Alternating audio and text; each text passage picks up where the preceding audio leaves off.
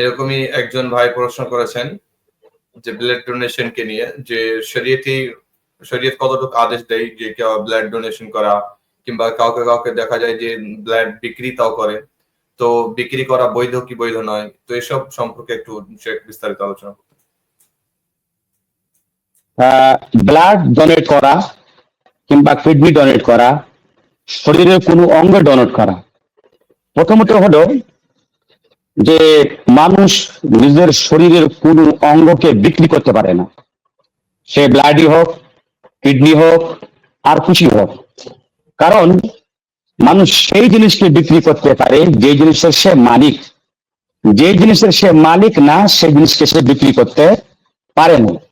আর মানুষ নিজের শরীরের মালিক না, বরং পুরো শরীরটা হচ্ছে আল্লাহর পক্ষ থেকে মানুষের কাছে একটি আমানত।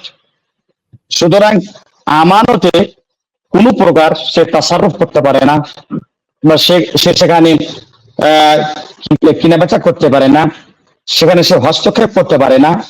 এবারে যখন এই কথাটা আমরা মূল কথাটা জেনে নিলাম, এবারে আসি আমরা ডনেটের ব্যাপারে। ডনেট মানে সাদকা করা, তাবাররুক করা, কাউকে বিনা পয়সায় দিয়ে দেওয়া, বিনা পয়সায় দিয়ে দেওয়া। এবারে মানুষের অঙ্গে আছে দুই প্রকার জিনিস।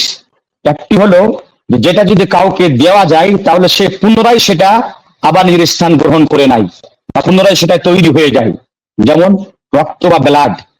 অন্যটি হচ্ছে বা দ্বিতীয় প্রকার হচ্ছে যে মানুষের শরীরে অনেক বরং বেশিরভাগই শরীরের অংশগুলো এমনই যে কাউকে যদি কোনো জিনিস দান করে দেওয়া হয় তাহলে সেটা আর পূর্ণরূপে সেটা আর ফিরে আসতে পারে না, অর্থাৎ সেটা তৈরি হয় না।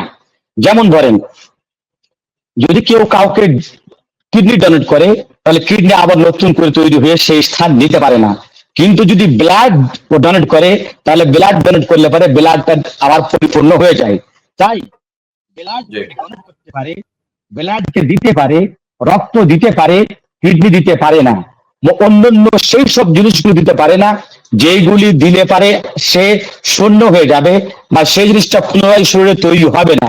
কিন্তু রক্ত যেহেতু দিলে পারে নতুন করে আবার রক্ত তৈরি হয়ে যায়, তাই রক্ত ডোনেট করা যায়, ডোনেট করা যায়। তবে এর মূল্য নেওয়া জায়েজ নয়।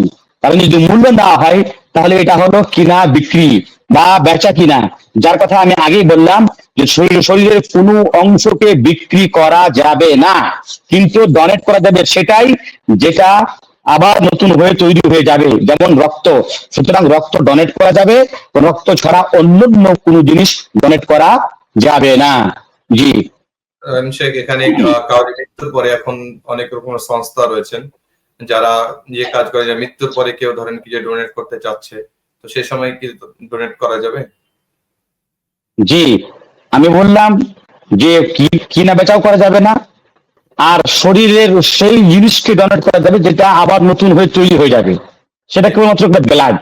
তাছাড়া পুরো শরীরকে ডোনেট করে দেওয়া, তো ডোনেট আপনি কখন করবেন? হয় নিজেই শরীর বালাই করবে জীবিত অবস্থাতে, আর মানুষ নিজের শরীরের মালিক না, আর সেজন্য সে শরীরকে ডোনেট করতে পারে না, কিংবা তার মরার পরে তার ছেলেরা ডোনেট করবে তার বাবার বডিকে। সুতরাং তার ছেলেরাও তাকে ডোনেট করতে পারে না, এই জন্য যে সেই শরীরের মালিক না তার বাবা না তার ছেলেরা, না তার বাবা না তার ছেলেরা, কেউ তার শরীরের মালিক না। শরীরের মালিক হলো আল্লাহ রাব্বুল আলামিন। তাই শরীরকে নিজেও ডোনেট করা যাবে না, বডিকে নিজেও ডোনেট করতে পারবে না, এবং অন্যান্য লোক, অন্য কোনো তার উত্তরাধিকারীরাও তার শরীরকে ডোনেট করতে পারে না, ডোনেট করতে পারে না। জি।